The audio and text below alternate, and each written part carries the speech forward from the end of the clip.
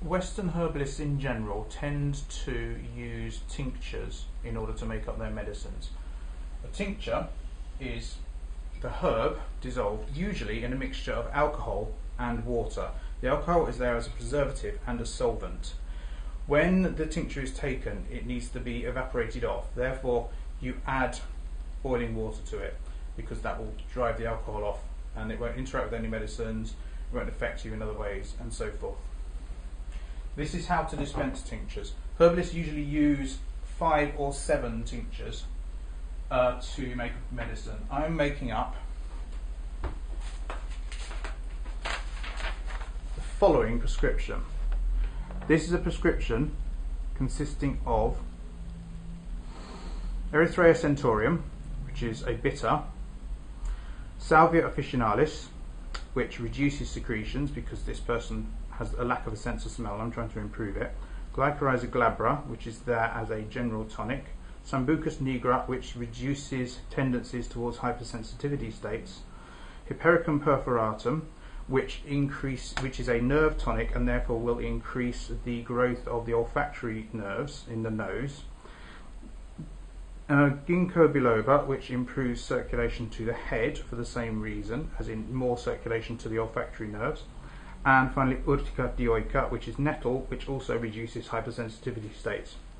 The instructions underneath read, mite, that is take thou, 200 ml, which is the amount I'm going to give, that's 2 weeks worth, sig, 5 ml, TDS, 3 times a day, ex aqua cal, meaning in warm water, ante kibos, meaning before food, because bitters should be taken before food because they improve absorption and will have a stronger effect, otherwise they will provoke the appetite.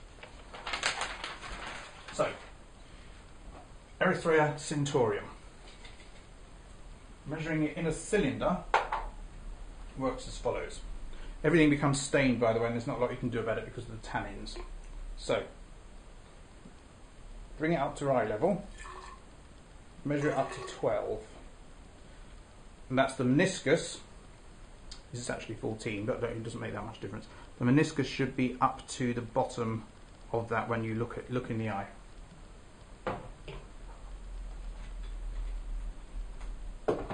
Next one, salvia. Again, 9. So this will be 18. So that's 14 up to 18. You're not actually supposed to do it like this, but I always do it like this because it's quicker. 16. Yeah. Okay. Glycyrrhiza. Everything should be shaken before use. Licorice, which is again 19. So that's actually 38.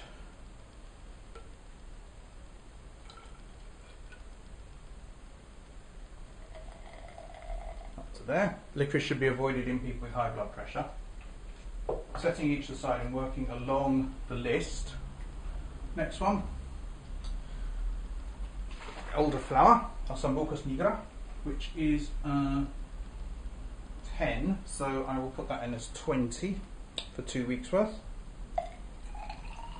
and at this point I will start to dispense the herbs into the container. I'm using a plastic bottle because it's easier to post. It's not necessarily ideal to use a plastic bottle because of xenobiotics in the plastic, but in the case of polythene that's less probable.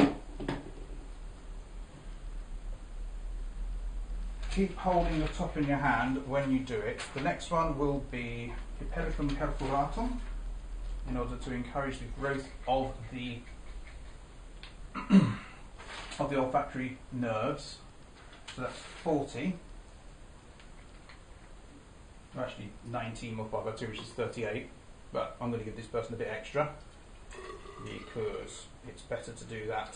It's better to err on the side of too high rather than too low, provided the herbs are safe. Putting that to one side. 2 more to go. Ginkgo biloba encourages circulation to the brain. So 60 of that, which will bring us up to 100.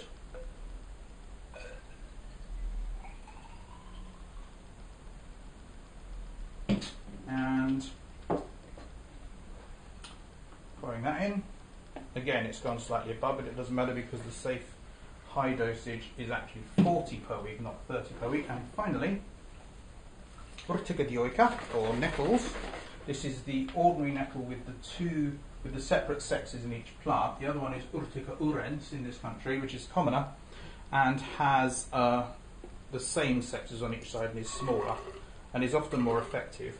But obviously, because I'm committed to using weeds as far as possible, I'm going to prefer to use Urtica dioica, the common stinging nettle. This is again to reduce hypersensitivity states.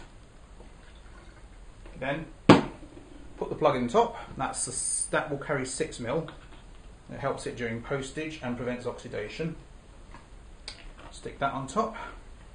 And finally add a label or instructions, and you're done.